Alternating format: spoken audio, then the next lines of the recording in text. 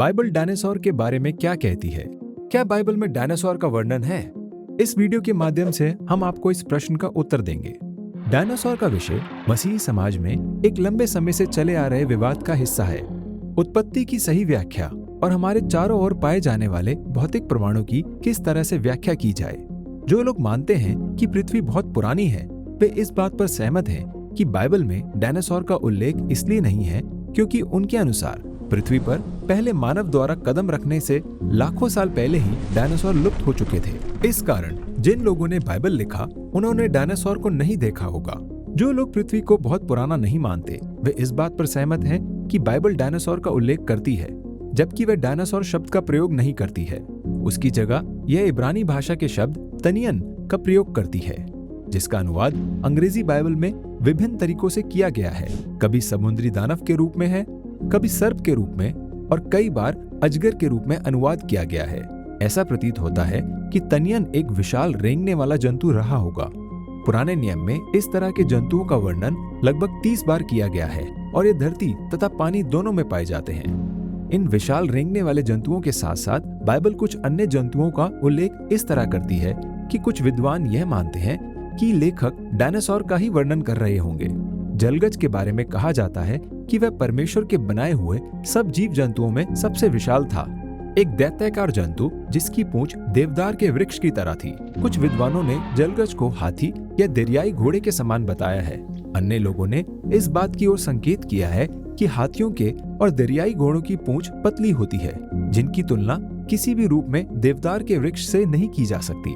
दूसरी तरफ डायनासोर की जातियों जैसे ब्राशियोसोरस और डिप्लोडोकस की पूंछें विशाल थी, जिनकी तुलना देवदार के वृक्ष से आसानी से की जा सकती है। लगभग सभी प्राचीन सभ्यताओं ने किसी न किसी तरह की कला रख छोड़ी है जिनमें विशाल रेंगने वाले जंतुओं का चित्रण रहा है।